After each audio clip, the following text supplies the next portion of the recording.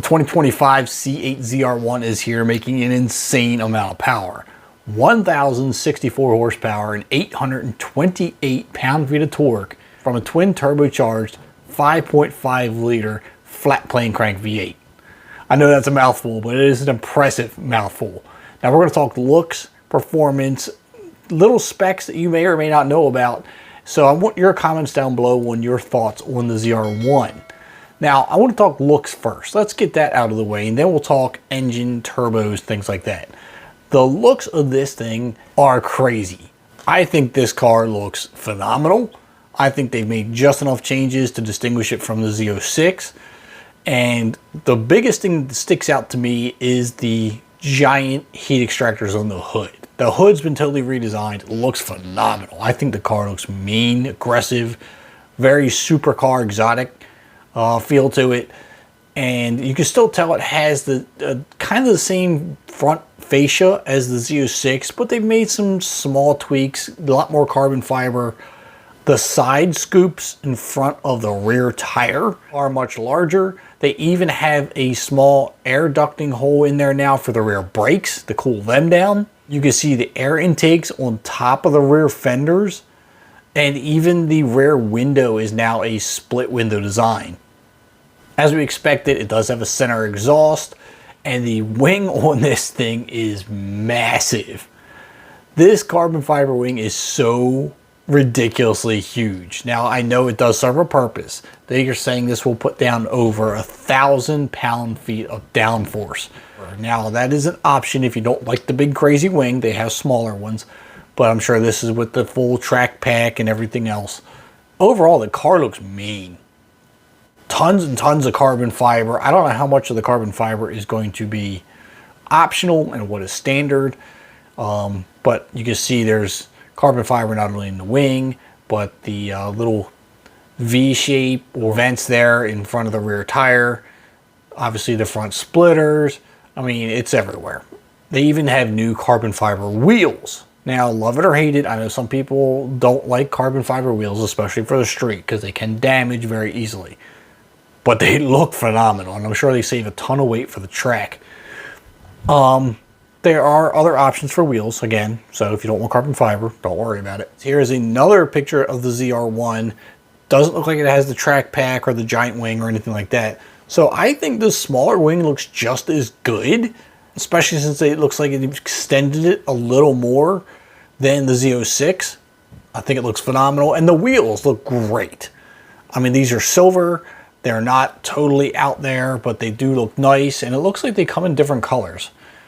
I don't know what those colors are. They have one here in silver. It looks like they have one here in blue. So I don't know what the full option list for this wheel is, but it does look good. I'm not crazy on the blue though, I will say that. Not loving the blue. But I do love the silver, especially on this blue color. It looks really good. But looks wise, let me know down in the comments what are your thoughts. I think it looks great. The wing might be a little too much for me. I would not opt for the big giant wing. I like the smaller one. And I definitely wouldn't want the carbon fiber, personal opinion, because of if it's driven on the street, it can be damaged very easily, and I'm sure they are very, very, very expensive. Now let's talk engine specs, because this is what's got everybody hyped up. It is going to use the 5.5 liter from the Z06, but it's been totally reworked. It's not the same engine. All new internals. They had to drop the compression ratio from 12.5 in the Z06 down to 9.8 here in the ZR1 in order to run 20 pounds of boost on pump gas. Yes, 20 pounds of boost, and they're saying it could even peak at 24 pounds if heat starts affecting the power output. So if the car starts to run a little hot, power is going to drop off, but they're saying in that case the computer would up the boost to 24 pounds.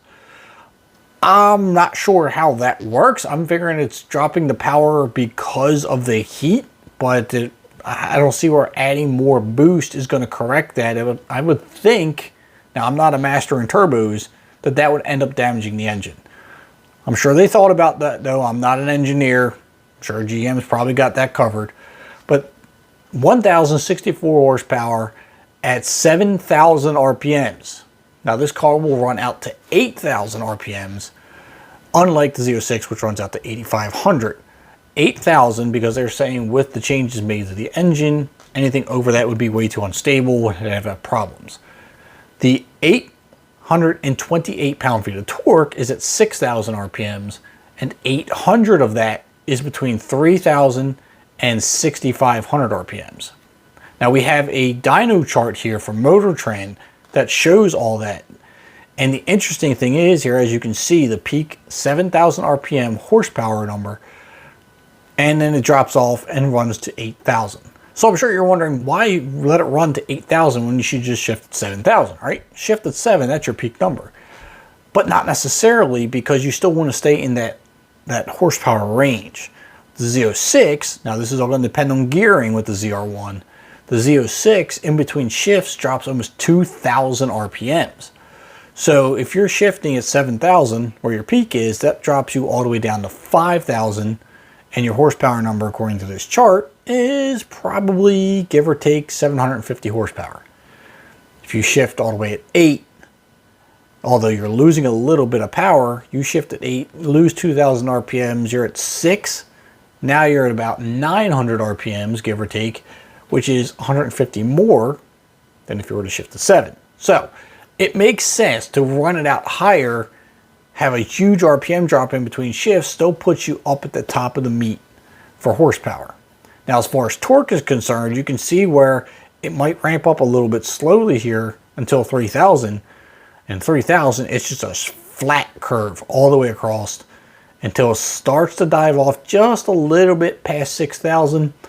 And then it takes a little bit of a bigger drop at 7,000, but still you're at over 700 pound-feet of torque all the way up until about 7,400 RPM, where it drops below 700. So you got a lot of torque to play with.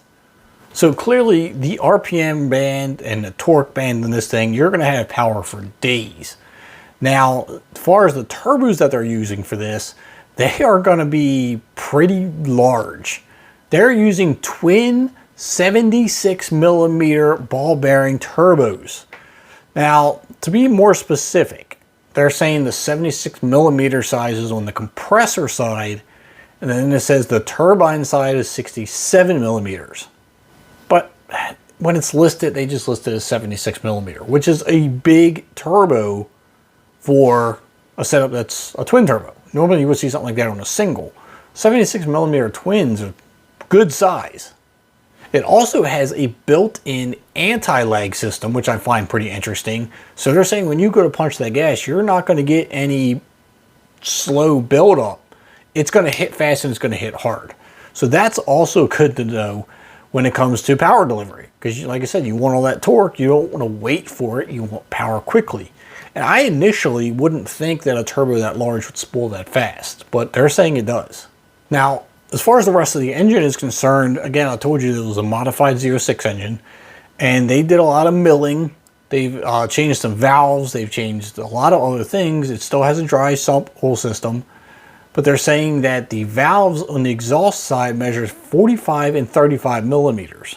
The crankshaft is exactly the same, but they're saying the LT7, which is what they're naming this engine, gets an additional machining on the counterweights to make room for the beefed up internals.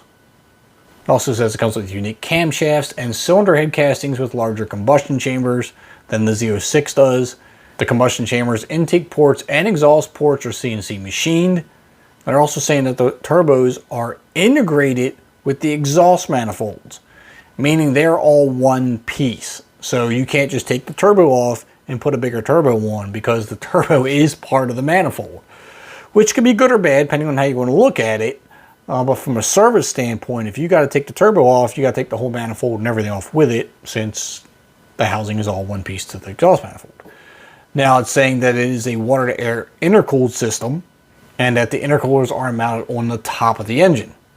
Now, one of the questions I had with this was, what kind of fuel system is this thing going to have? Because it's going to have to feed a crap ton of fuel. So it says that it's utilizing both port and direct injection, and that at idle, it will use the port injectors, and then blend the two systems through the operating range so that at full throttle it calls on all 16 injectors to feed the engine. Now, if that sounds like a lot, that's because it is. They're saying it will require premium unleaded fuel at a rate of 2 gallons per minute. Not that anyone cares who's buying a car like this, but that's impressive to me to see they made that kind of power on pump gas. I'm still kind of racking my brain on that, because anytime you have power that's 1,000 horsepower, you're on E85 or something like that. I mean, this could be a flex fuel scenario. Who knows? Now, we're saying 1,000 horsepower, but think of this. That's at the crank. 1,064 at the crank. I don't know exactly what the percentage is of the loss between the dual clutch. But I'm thinking at the tires, we might be looking at about upper 8s, maybe 9. Upper 8, maybe 900 at the wheel. Again, I'm ballparking. We don't have dyno numbers yet. I'm sure we're going to get them soon. But I think that's about where we're going to be. Now, if you're looking for 0 to 60 times or anything like that, GM has not released anything official. But according to Motor Trend, they've kind of gave it a little bit of a run and said they did 0 to 60 in 2.5 seconds. I think that's, what, 0.4 of a second faster than the Z06, which I believe they said it was 2.9. 2.5 is actually really impressive considering it's still rear-wheel drive. You got all that power with, 2 tires. So I don't care if that tire is 345 millimeters wide. That's a lot of power to put down to the ground. So 2.5 is really impressive. When we get official numbers, we'll see if that changes. But right now, that's where we're sitting. 1,064 horsepower, 828 pound-feet of torque, estimated 0 to 60 at 2.5. Lots of internal changes. Looks are nice and aggressive. Let me know what your thoughts are. C8 ZR1, leave it down in the comments. Hit that like button and subscribe button if you haven't already.